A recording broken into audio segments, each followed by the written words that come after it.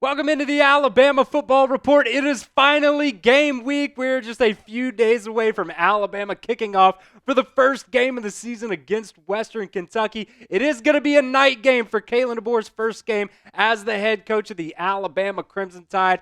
31.5 point spread on this one, a 59.5 point total on this one.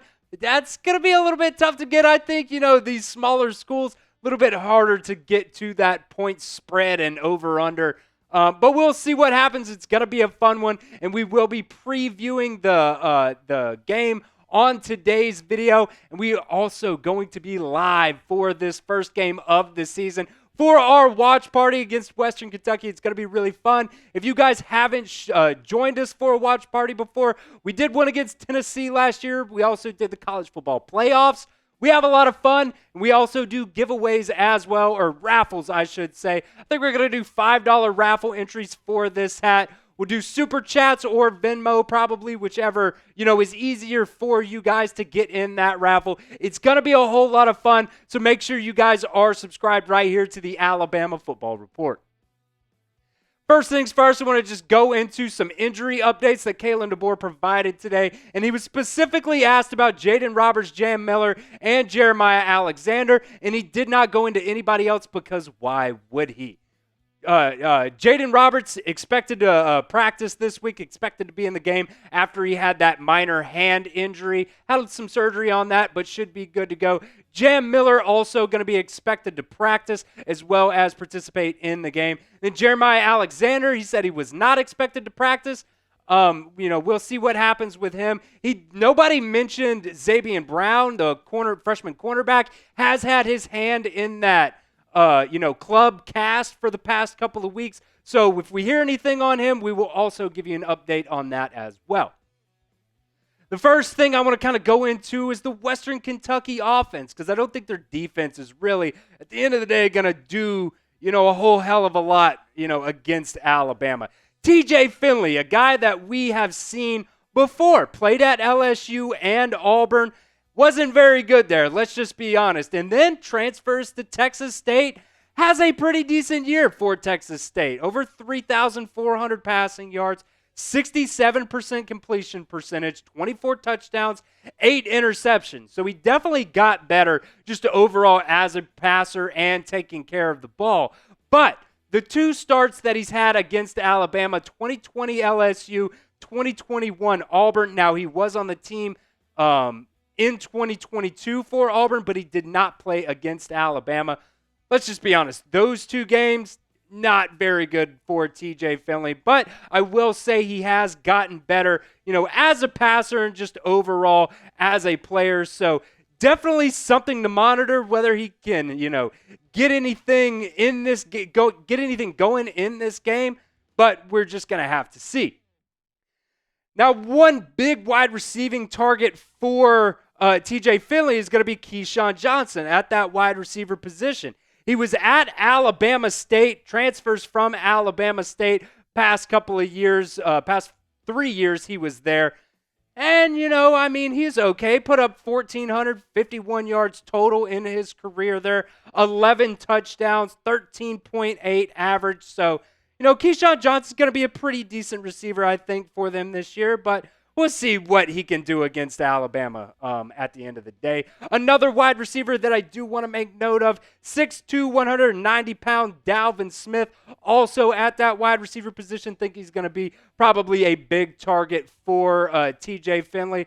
Like I said, these guys aren't putting up wild numbers or anything like that. It is Western Kentucky. But those I think are going to be your two main wide receivers to look at in this game for Western Kentucky. So let me know in the comment section of today's video, will Alabama cover that 31.5 point spread? Type Y for yes or N for no at the pinned comment of today's video. The next player I want to just touch on real quick for Western Kentucky is Elijah Young. He is their running back, and he has also had some time in the SEC. First 3 years of his career starting out at Missouri, didn't really get a whole lot of playing time there. 2021 did get 50 carries, didn't really do a lot with it. Transfers to Western Kentucky last year, got double the amount of carries, double the amount of yards, but let's be honest, it still wasn't really that good for him. So I think, I'm always that person that's like, trust the process. Guys can get better, but, let's just be honest. It is Western Kentucky, and Alabama at the end of the day has just got better players than them. I also want to touch on 5 players to watch for Alabama in this game. Really, especially, starting off the season, I think this is going to be kind of, all these guys are going to be players to watch for the first couple of games anyways. Wilkin-Formby at that right tackle position in particular, going up against Elijah Pritchett. I think Wilkin-Formby is going to be the guy to go out there and start in this game. Now, I could be wrong, but I think, everything is just my gut feeling that he got more reps last year at the right tackle position than Elijah Pritchett did. I think that probably helps him a lot, gives him a little bit more of an advantage. And Elijah Pritchett, he's had his moments, especially during this fall camp. I thought he looked really good at the left tackle position during the spring game. Just give him a little bit of praise there because I'll be honest, I ripped this guy a lot. And, is it warranted? Probably. But, like I said, I really think he's a guy that's gotten a lot better. I think he's going to, really put up a solid competition against Wilkin-Formby. Really what Elijah Pritchett needs to do, and we've heard the coaching staff say this, is the fact that he needs to be more consistent along the offensive line. He's had flashes. Last year, really didn't have any flashes, but so far in the spring and in fall camp, he has had some solid flashes at that right tackle position. So we'll see what happens in this right tackle battle. It's going to be a fun one. At the end of the day, I just hope the best man wins. So predict the score for me in the comments section of today's video, Alabama versus Western Kentucky. It's going to be hard, I think, for Alabama to, get to that 31.5 point spread. Those big spreads, it's always kind of hard to do. But let me know in the comments section your score prediction to Alabama versus Western Kentucky. The next player I want to go into is DeShawn Jones. And before I really go deep into this, I have to make a confession, guys. I am an idiot. The other day when we did our cornerback predictions, I had DeShawn Jones on there. I had Mincy on there. I had Jaeden Mbakwe on there. But the one guy that I forgot to put on there was Zabien Brown. Bonk for me, type L's for me in the comment section because I think Zabien Brown is the guy that's going to be backing up DeShawn Jones in this game. And I say that because I do think he is going to be the backup. I think DeShawn Jones is going to be the first starter out there alongside Damani Jackson. And look, DeShawn Jones last 2 years at Wake Forest was okay. I'd like to see him progress and get a little bit better, get those yards down, get the touchdowns down. I like the fact that he had 3 interceptions last year. A guy that can also, come downhill and make some nice tackles on a ball carrier. I really like that from those DBs. Anybody that can come downhill and really, show me that they want to hit somebody, that's always exciting at that DB position. But look, there's a lot of guys in this defensive backroom that can play. Zabien Brown, Zay Mincy, Jaleel Hurley, Jaeden Mbakwe, all really, really solid, talented guys that I think Alabama is going to be able to get the most out of this year. Today's video is presented by Factor Meals. Fuel up with them with Factor's no prep, no mess meals. With your meet your wellness goals in time for the college football season to start. Because guys, look, it's college football season, NFL season now. I do not have time to go home. We get off at 7:30, 8 o'clock sometimes. I don't have time to cook. So what do? I get Factor Meals. They have a menu of chef-crafted meals with options like Calorie Smart, Protein Plus, and Keto. Factor's fresh, never frozen meals are dietitian approved and ready to eat in just 2 minutes. So no matter how busy you are, you will always have time to enjoy nutritious, great-tasting meals. Make today the day you kickstart a new healthy routine. What are you guys waiting for? With 35 different meals and more than 60 add-ons to choose from every week, you'll always have new flavors to explore. Crush your wellness goals this month with dietitian-approved meals and ingredients that you guys can trust. Head to factormeals.com/BamaChat50 and use code BamaChat50 to get 50% off your first box plus 20% off your next month's box. That code is BamaChat50 at factormeals.com/BamaChat50 to get 50% off your first box plus 20% off your next month's box while your subscription is active. That link will be in the comment section and the description of today's show. One more time for you guys, that's BamaChat50 at factormeals.com/BamaChat50.